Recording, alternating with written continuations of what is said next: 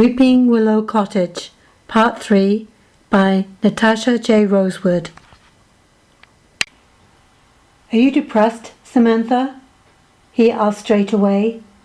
Tears welled up in my eyes, and I nodded, surprised at the realization. Why was I depressed? And are you crying a lot? I burst out crying in response. And how are you sleeping? He continued. I squirmed in my seat. Not well, I muttered. What do you mean exactly? He persisted. Well, sometimes I have these nightmares, I admitted, remembering Derek's instructions. He was scribbling something on a pad. Nightmares? They could be a symptom of the depression.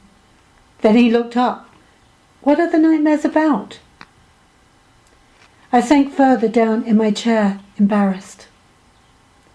The round-faced doctor stood, came around the desk, and sat on the edge facing me. Samantha, he said very gently, I'm going to make a suggestion to you.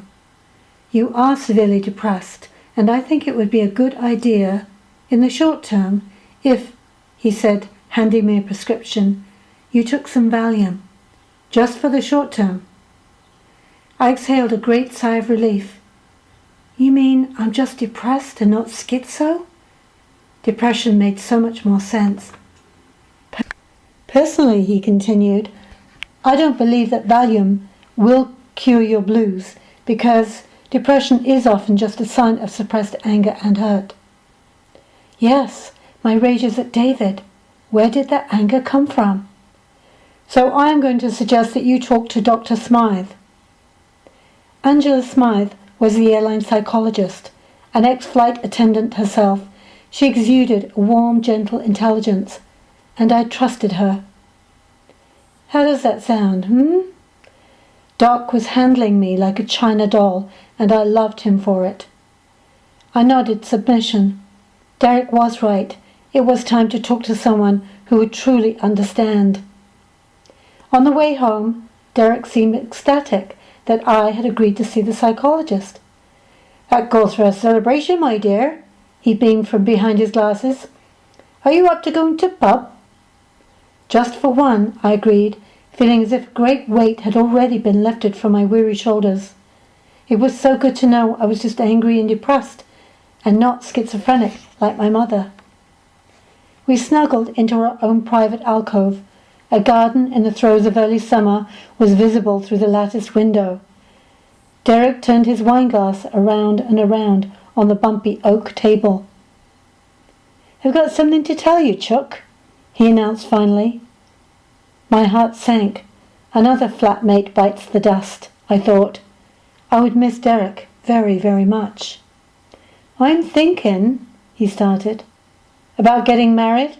I droned, although I couldn't remember Derek having talked about his girlfriend recently. Well, some day soon, he blushed, smiling at me. But first, well, I'm thinking about buying me own place.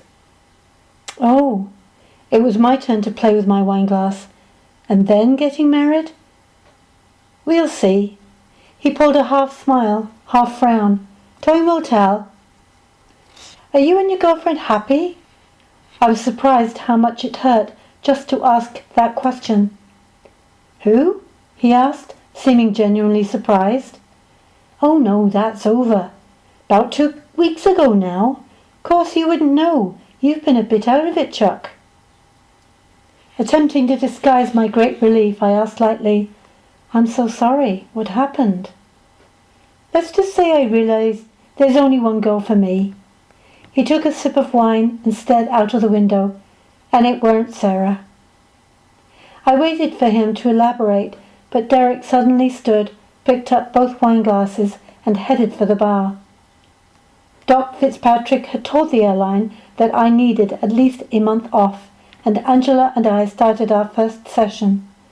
Very slowly, I began to inch my way up out of the black hole towards the light. Be patient, Angela warned. It will take time. During this period, Fred and Will, dusty oval workmen, arrived with the new radiators. They said they would need a week to install the central heating. including the time needed to consume copious cups of tea.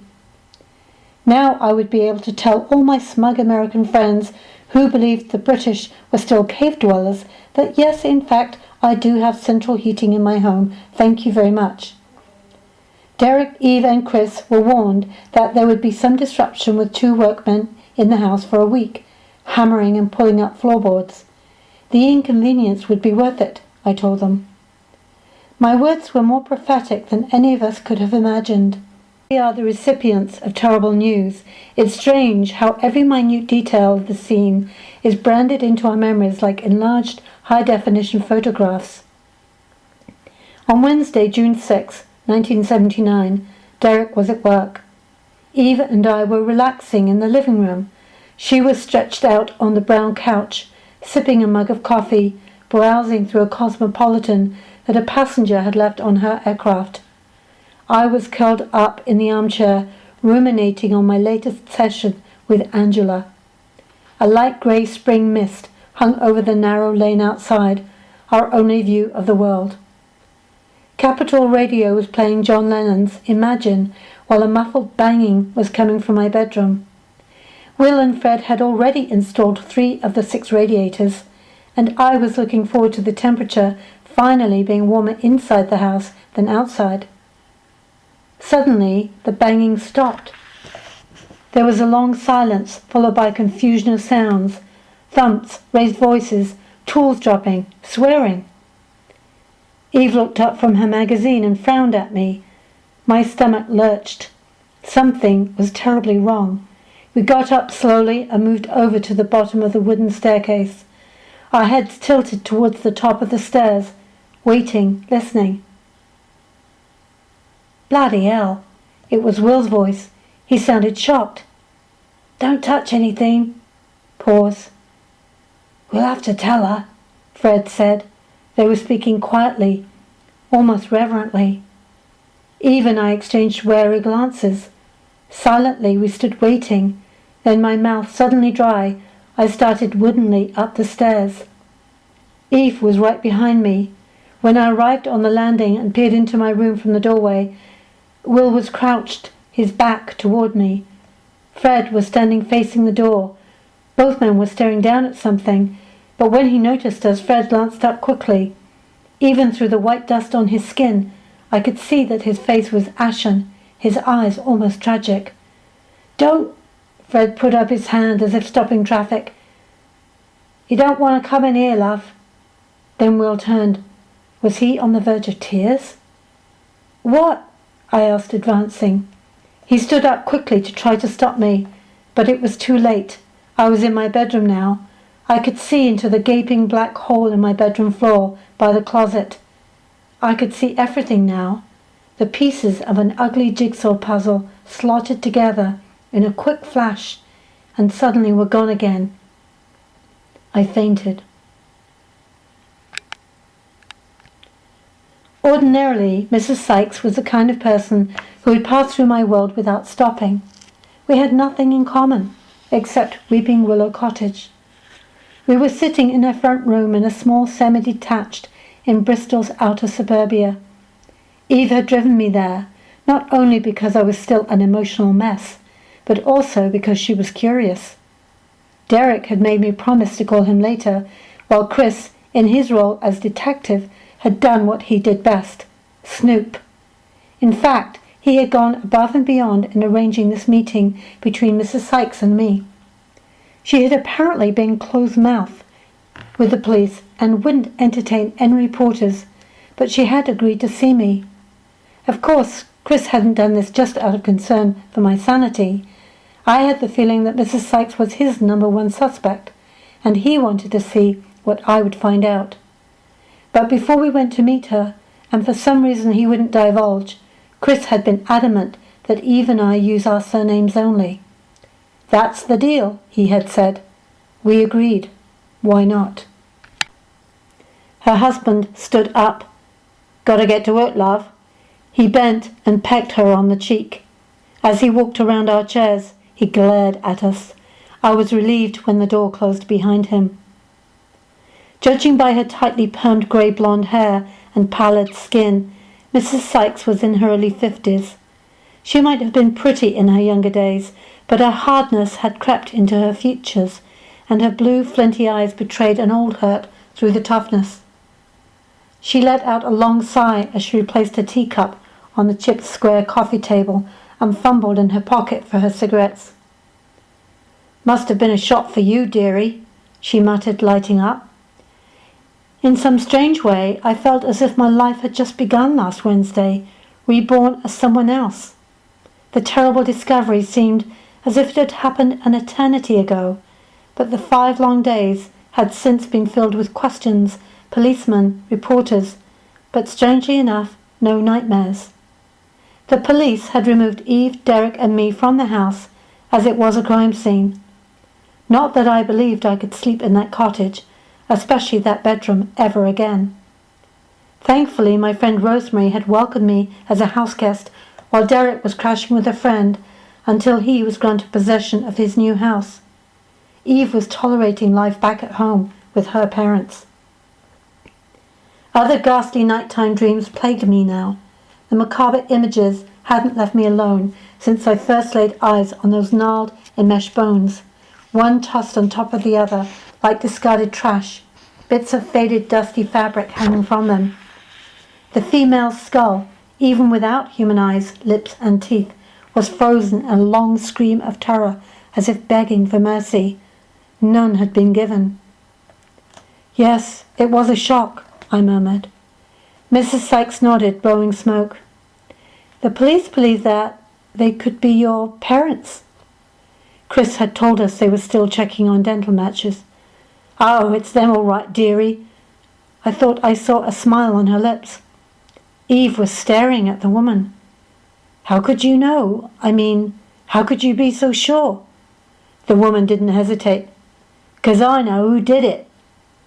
Eve and I sat back in our chairs, waiting. Mrs. Sykes took another drag of her cigarette, then ground the end into an ashtray, already swimming with ash and lipstick-coated butts.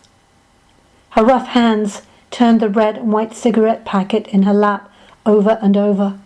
The crackling cellophane and the ticking of a clock above the fireplace were the only sounds in the stale room. "She did it," she stated with finality. "She?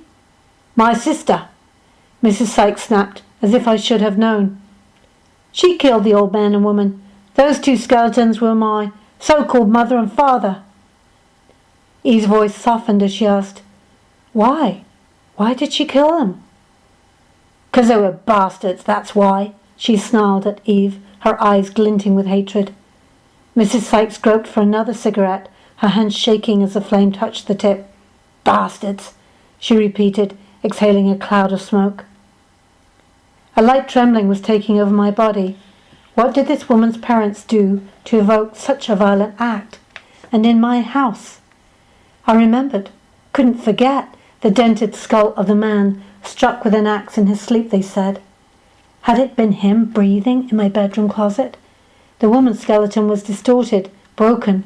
She had been hacked to death. I shuddered. "Mrs. Sykes, I really don't want to pry, but the reason we're here is because we need to understand what happened. Things in the cottage." She eyed us suspiciously for a moment, as if we might be posing as reporters, trying to worm the story out of her. But then she leaned forward. "So, you really want to know, do ya?" I nodded slowly. Mrs. Sykes pulled herself wearily up from the couch and walked toward the window, her shoulders hunched. "I don't know who was worse," she told the window, crossing her arms. "The old man or her?" She spat the last word out bitterly. "He started with me when I was 11. There was a long, hopeless sigh. "I tried to protect my sister from the old man, but the bitch encouraged him." Her head was shaking as if she still couldn't believe it. Crazy old slag. I gulped and shrugged at the same time, embarrassed. A small sound like a groan came out of Eve's mouth. "Couldn't you tell anyone?" Eve asked finally. "Ha!" Mrs. Sykes turned to glare at Eve, then moved towards us, pulling the tattered cardigan wide open and fastening the top 2 buttons of her blouse. Small round scars, pink and shiny, littered the freckled skin above her breasts.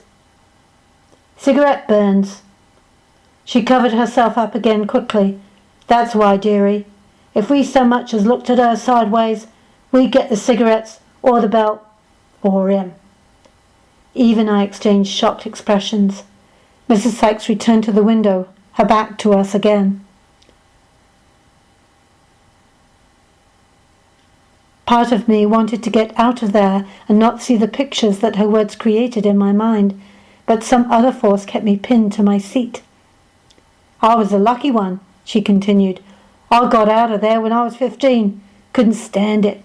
If I'd stayed, it would have been me that killed him." Then, as if to herself, she said, "I wanted to take her with me. She was 11 when I left."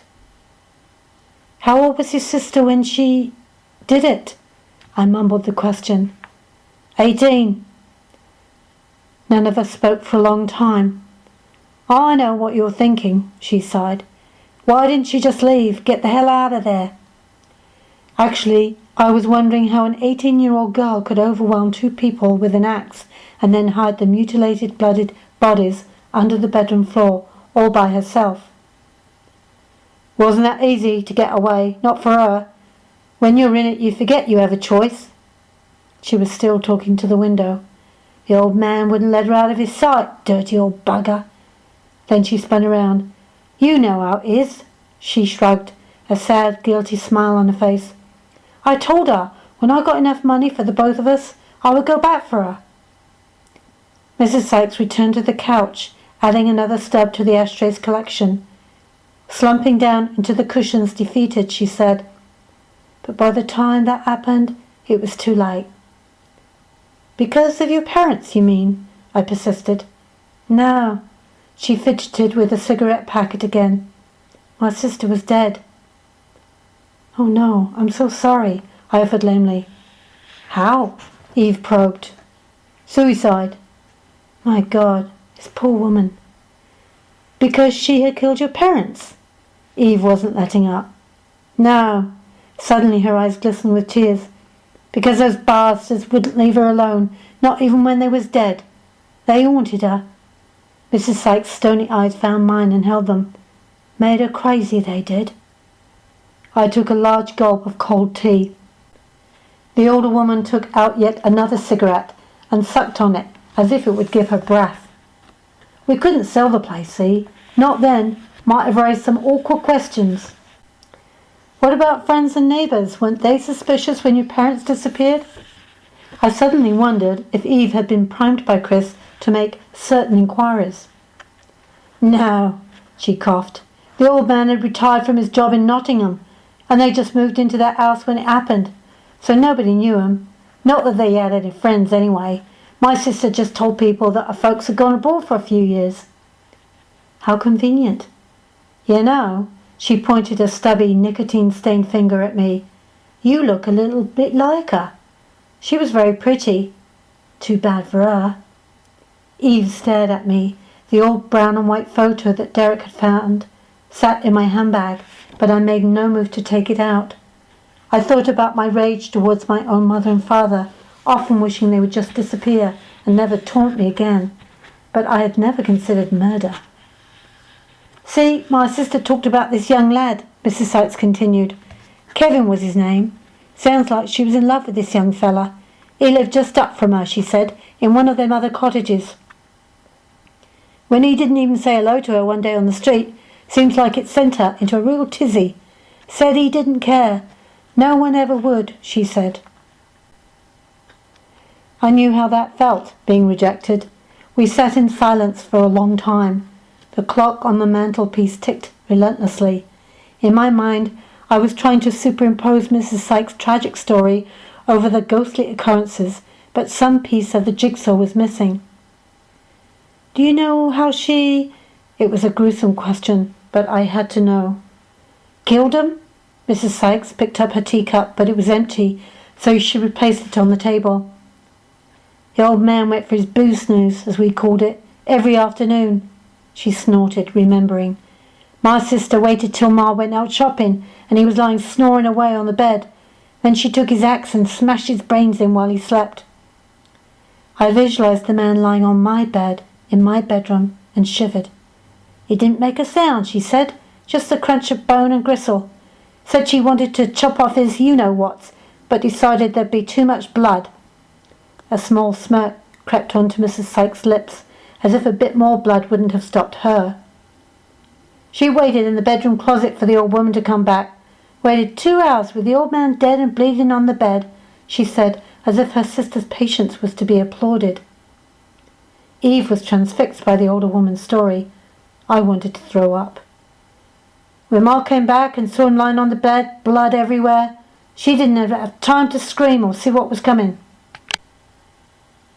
When Ma came back and saw him lying on the bed, blood everywhere, she didn't even have time to scream or see what was coming. My sister let her have it. Told me she couldn't stop hacking at her even after the old woman was long dead. There was so much hate in her, she said. Mrs. Sykes took another drag. I think she detested the old woman the most. Didn't anyone smell the bodies rotting under the floorboards? Eve asked. My friend would make a good detective herself, I thought. She sprinkled them with lime. Gets rid of the smell, dearie, she responded, as if giving us a gardening tip. How do you know all this? Eve probed. Mrs. Sykes reached into her trouser pocket, pulling out a piece of paper, folded into 4, the corners curling up, as if it had been read many, many times. She sent me this. She held the letter up. I got it the day after she died.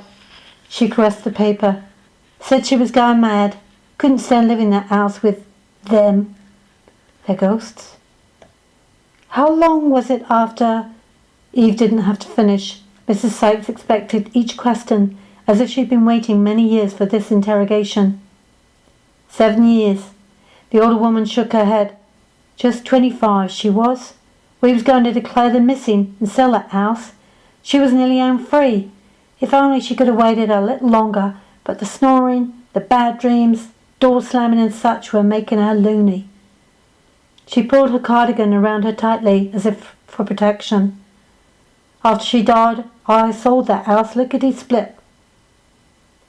I studied the tea leaves at the bottom of my cup, as if they would hold the answer to my question. Why had that house picked me as a conduit to uncover its tragic history? No answer came, just that familiar, disturbed, gnawing feeling that somewhere deep inside me I did know, but I was refusing to see. It was when she found out, Mrs. Sykes was saying, that this Kevin had married some other girl. That's what finally sent her over the edge. A long tip of grey ash dangled from the end of her cigarette, but she didn't move. She tried to hang herself from the light fixture on the landing, but either it didn't work or she fell. There were no tears from Mrs. Sykes. I suspected she was done crying a long time ago. It was me that found her at the bottom of the stairs with a broken neck. Eve turned to me, eyes wide. I could tell what she was thinking. The light bulb. Bonk, bonk, bonk. The ash finally fell into Mrs. Sykes' lap, and she let it sit there.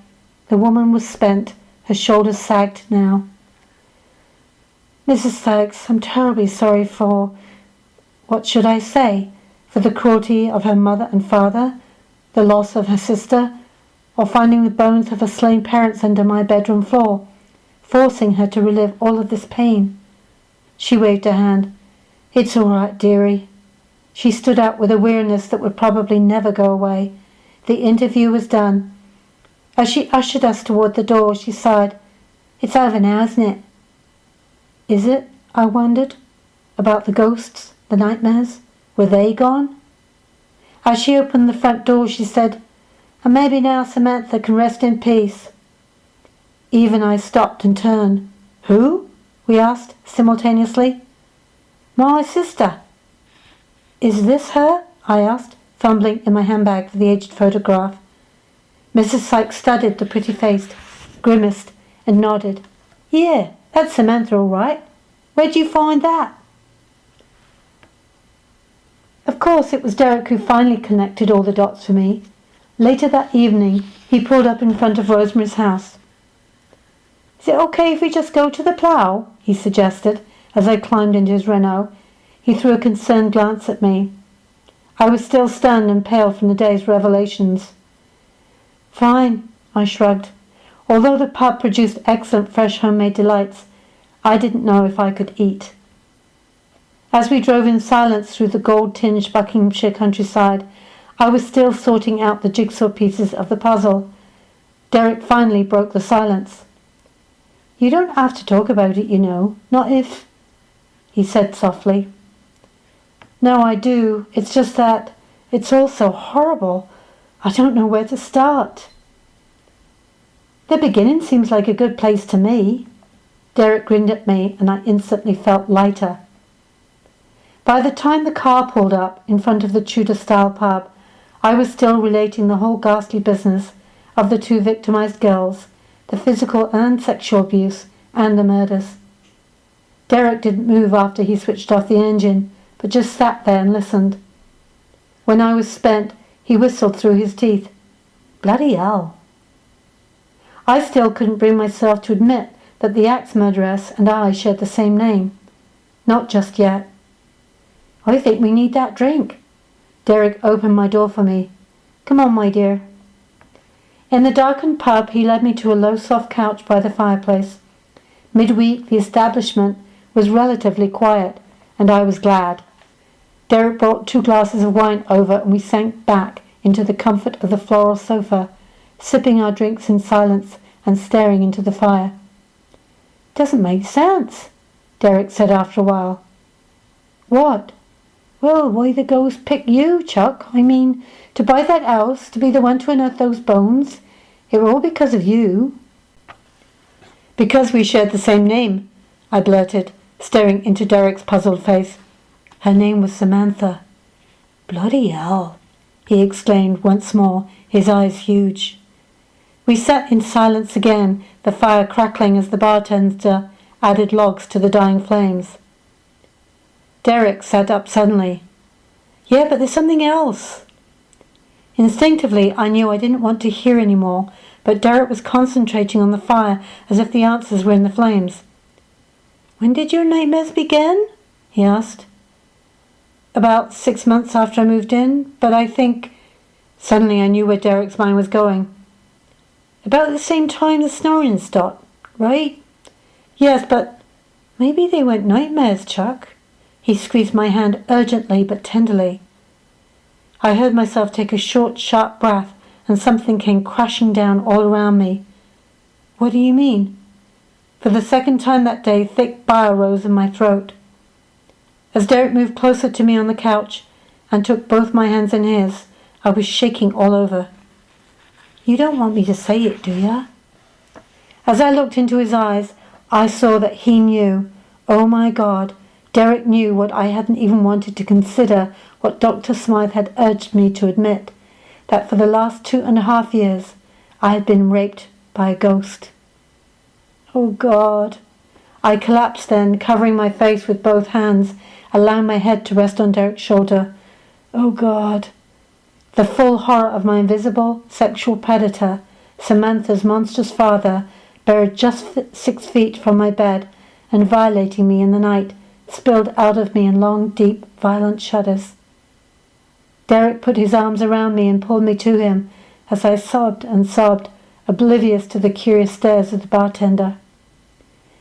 With each shudder and Derek's warmth, I felt as if I was releasing that repulsive energy from me that was leaving my body, and that it would no longer have any hold over me. I was being cleansed. Everything was suddenly clear. I was me again. When at last I sat up and attempted to wipe the streaked mascara from my face, Derek offered me his clean handkerchief. I'm sorry, he said, laying a warm hand on my back. It's over now, Sam. You won't ever have those visitations again. God, I hope not, I said, still attempting to regain my dignity and push my unkempt hair back into place. It was like being told I wasn't nuts all over again. Sweet, sweet Derek. The nightmares only happened in the cottage, didn't they? So they belong to the cottage, not you. And I think you've laid those ghosts to rest now. He put the wineglass in my hand. You're not thinking about moving back in, are you? I don't know what I'm going to do, I moaned. Derek covered my left hand, lying dormant in my lap. "I have an idea, Sam," he said, "but you may want to think about it," he added shyly. "What's that, Derek?" I smiled at him then. Even in the midst of all this, he could still make me smile. He took a deep breath. "Well, I thought you might like to come and live with me, my dear." "You mean in your new place?" I grinned at his earnest face. "Aye." "You mean as your flatmate?" I smiled, teasing him. "Well, we'll see." His coyness was irresistible. "And what shall we do about my haunted cottage?" "Oh," Derek waved a hand and grinned mischievously. "You can sell that to some American who has to have central heating." He grinned. "Then you could charge double for the ghosts." And for the first time in a very long time, I heard myself laugh out loud. The end of Weeping Willow Cottage